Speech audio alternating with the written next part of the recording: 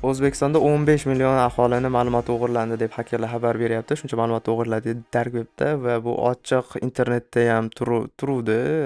Ya'ni Google Drive'ga ham joylab qo'yishgan ekan bir munchasini va mayli nima bo'lganda ham bu 15 millionmi, 20 millionmi yoki hech qancha o'g'irlashmaguncha talab qilish uchunmi, lekin uni qanaqadir buzib kirishganiga o'zlarini xabarlari bo'yicha qanaqadir kalitcha topib olishgan. U kalitchani hamma devorga, eshikka tiqib chiqsa hamma eshik ochilib ketib qolgan degan ma'lumot. Lekin kunuzda yaqinda chiqqan videosiga asosan nima chiqdi?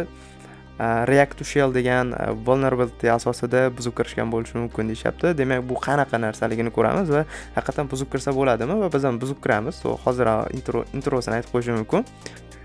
Xo'p, bo'ldi, boshlaymiz unda.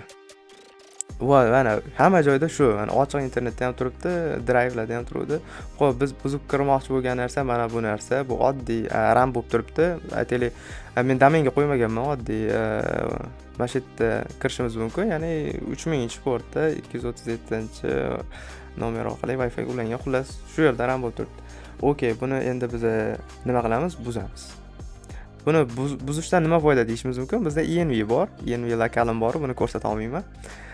Xo'p, mana bu env bor. Mana shu yerda misol uchun bot tokeni, chat ID, bu yerda hostlar joylashgan bo'ladi. Qanaqadir data olib kelish uchun misol uchun Primoy ana undaqa database joylashgan bo'lishi mumkin yoki qanaqadir keylar joylashgan bo'lishi mumkin.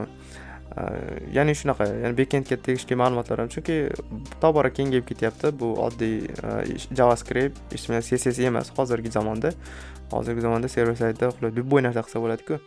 Xo'p, shunaqa, shu asosidan server actionlar chiqqanda, server action emas ekan, server action ham ana bu server komponentlar chiqqani uchun o'sha komponentni olib kelib turganda, ana ko'rsanglar o'zi React server komponenti request ketadi, JavaScript bo'lib qaytib keladi, ya'ni JSON ko'rinishda qaytib keladi. O'shani o'zi yangi chiqqandan bir e'tibor berganda, nima edi, propslariga stringlar nimadirlar odam o'qisa bo'laveradigan narsa berib olishar ekanda. Keyin qiziqib qoldim. Prosta SQL injection qilsa bo'lar ekan agar shunaqa ketsa, ichkarida execute qilinsa deb o'yladim. Rostdan ham xuddi o'shunaqa ko'rinishda ekan, SQL injectionga o'xshagan. Xo'p, bo'ldi. Biz hozir nimani qilishimiz kerak? Bizda ataka mana bu env ni olib olishimiz kerak. Xo'p, nima qilamiz? Bu proyekt RAM bo'lib turibdi va RAM bo'lib turgani uchun mana bu joyda RAM bo'lib turibdi. Men bu joyda mana bu tooldan foydalanaman, chunki nimaga? React to Shell zaifligi, buni mana bu joyda ham ko'rsak bo'ladi. Birinchi tanishib olaylik, mayli. Back Ultimate Scanner bu testerlar uchun chiqarilgan. Bu nima deydi, legal disclaimer deb qo'ygan. Ya'ni nima uchun? Xullas, bunda test qilish mumkin va ana shu muammoni hal qilish mumkin. Bu nima qiladi degansak, bu ham o'sha men aytgan narsadan qiladi. Ya'ni request yasaydi va request ichiga SQL injectionga o'xshagan narsalarni tiqib berib yuboradi va shu bilan qiladi. Mana misol uchun bu yerda ko'rishingiz mumkin, content disposition o'sha yuboryapti, headerlarni update qilyapti, forum datalar qo'shyapti. Shunaqa. Buni ham yozsa bo'ladi. YouTube'da yoki mana bu joydan ham o'qilma qilsa bo'ladi.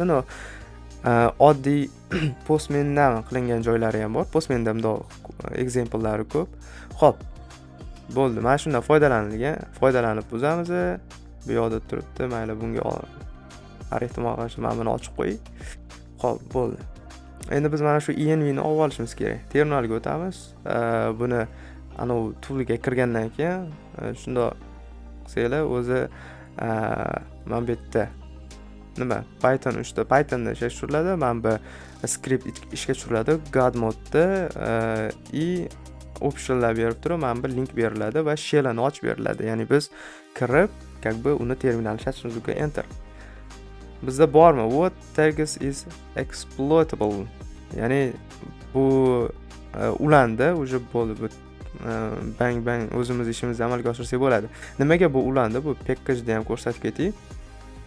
Chunki next 15 1 turibdi. Chunki 15-versiya chiqqan, 16-versiya chiqqan, hammasida update qilinganda 14da nechilardadir bor, bilmadim. Chunki 14da o'ta ham yangilab olsangiz, Canary'ga yangilab olsangiz keyin bo'lar ekan, lekin 14 xavfsiz ekan. Lekin 15da, misol uchun men ham yaqinda update qilgandim. Endi example uchun orqaga qaytarib bitta ko'rsatib beryapman. Tak bo'ldi, oddiy next proyekt o'sha vulnerable versiyada. Bo'ldi, biz mana bu joyda shell ichiga kirib keldik. Plus qilsam yaxshiroq ko'rinadimi?